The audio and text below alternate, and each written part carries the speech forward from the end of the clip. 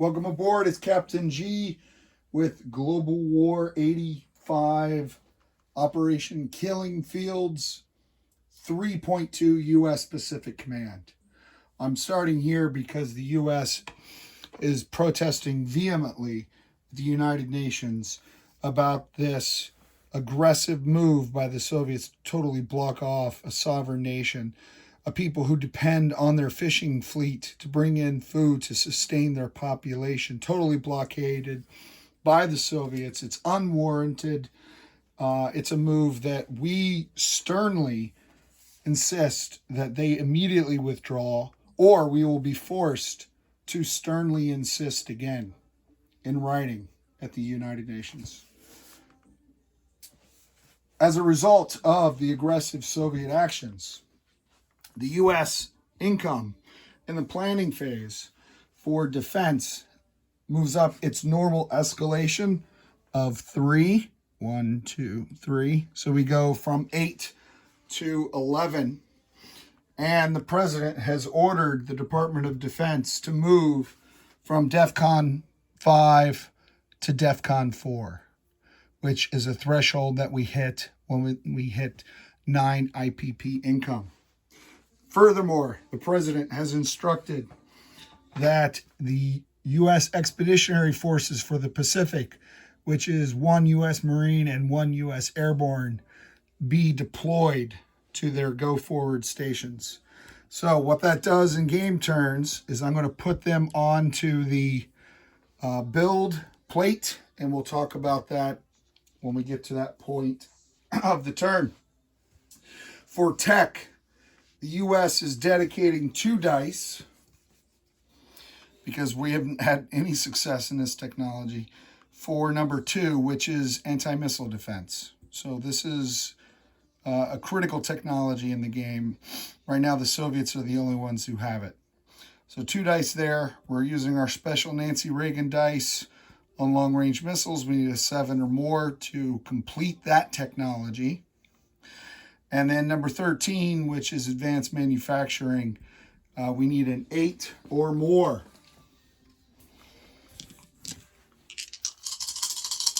Randomizer.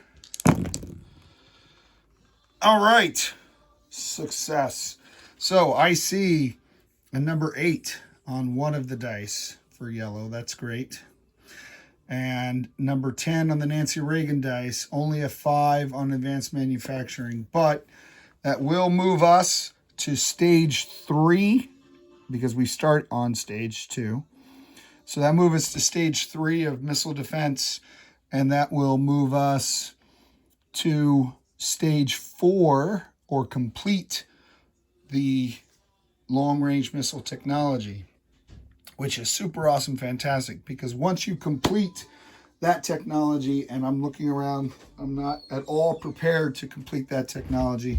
What that does is, not only does that extend the range of our cruise missiles, but it unlocks anti-ship missiles. So the U.S. will be able to place anti-ship missiles onto its dashboard once the U.S. player gets his act together and is ready for that to happen. So success, to quote a wise Chinese proverb, any success is a good success. So we made some progress, some success. All right, next up is purchase. So we walked into this turn with 9 IPP, and we'll put these here just for our reference. We place them on the build, on the place units part, so that we put them on the build plate. We're investing 5 IPP into an aircraft carrier or super carrier. We're moving that carrier from stage 3, where it starts the game, to stage 2. And then we're moving that cruiser that we laid the keel down last turn on stage 2. We're moving it to stage 1, or the place units. So we'll be able to place the cruiser as well as the airborne and the Marines this turn, and we'll move this up to stage 2. All right, so those are our purchases. Let's go to some non-combat movements.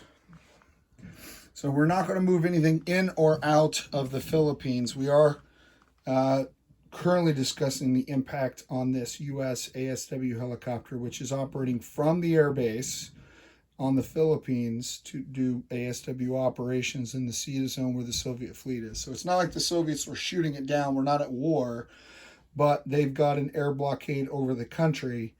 And does that prohibit the operation of this ASW unit from its mission? So we're debating that. More to come on that. So we'll leave that alone for now. And let's go over here. Pardon me for that. All right. First thing we're going to do, the U.S. infantry and Hawaiian Islands. We're going to airborne that guy and forward deploy him. Not airborne. We're going to airlift. The U.S. gets 2 airlifts. So we're going to go into this minor air base and fly him to Guam. So from Hawaii to Guam via airlift. The second move is an infantry from west. Oh, no, I just moved you off camera. Sorry. A light infantry off the west coast is going to airlift up to Alaska. Okay, so that gives us 2 light infantry in Alaska. The third move is we're going to sea lift this Marine Corps Air Cav out of this port 1, 2, 3 to the Hawaiian Islands. The fourth thing we're going to do is we're going to fly from the west coast 1, 2, 3 this A7 Corsair. This is a special unit for this game, to the Hawaiian Islands. Next thing we're going to do is the U.S. Pacific Fleet. The 7th Fleet is moving from P25 to P33. So that fleet on this task force marker is 1 super carrier with a naval ASF, a naval fighter, a naval attack bomber, an S-3 Viking, 1 ASW helicopter, a battleship, and a destroyer. They're going to move forward to P33. The submarine that's in that sea zone is going to move from P25 down to the Marshall Islands. Let me move you down to North Vietnam so I can do that. So 1, 2, 3 to the Marshall Islands in P48. All right. We're going to take the amphibious assault ship that is in P29, and that ship is going to embark no one and move 1, 2, 3, and also end up in the Marshall Islands with that submarine as its escort. The blockade against the country of the Philippines, the U.S. will not tolerate, and we are going to demonstrate our freedom of movement as a sovereign country in accordance with international laws. So we are going to move this nuclear attack submarine from P37 into P45, and then on to P115. So P37 here to here. We're not going into a port in the Philippines, and we're going to show the Soviets they can't stop our freedom of movement, we think. Second thing we're going to do is we're going to move this nuclear attack submarine sitting in P29. Let's see.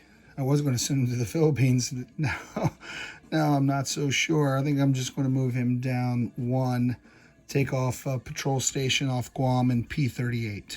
So that was a on-the-fly adjustment in response to the Soviet aggression.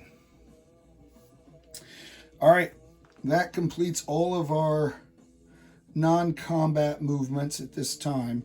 We're not allowed to move into any non-U.S. possessed territory, so we can't move in into or out of, say, Okinawa or Japan.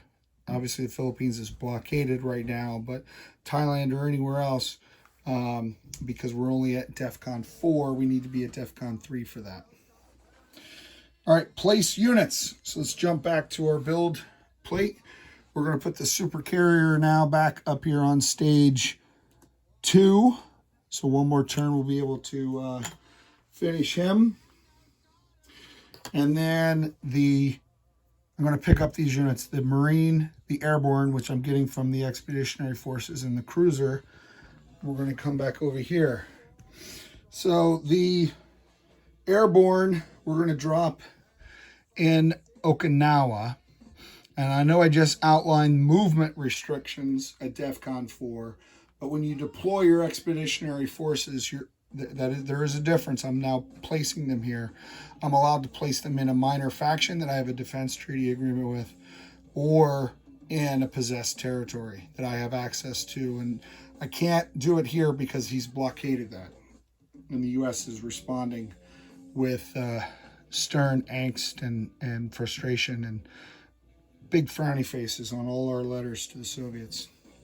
We're also sending a Marine to Guam. So one Marine in, I'm sorry, not Guam, Marshall Islands, where the amphib attack is. So the Airborne goes to Okinawa, the Marine to the Marshall Islands, where we already have that, and then the Cruiser to P25.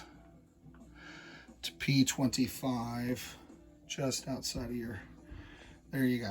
All right. So that is all of the place units. So let's come back over here one last time.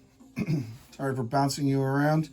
Let's go to collect income. So the U.S. is now at 11 IPP, so 10 and a 1. We had nothing saved.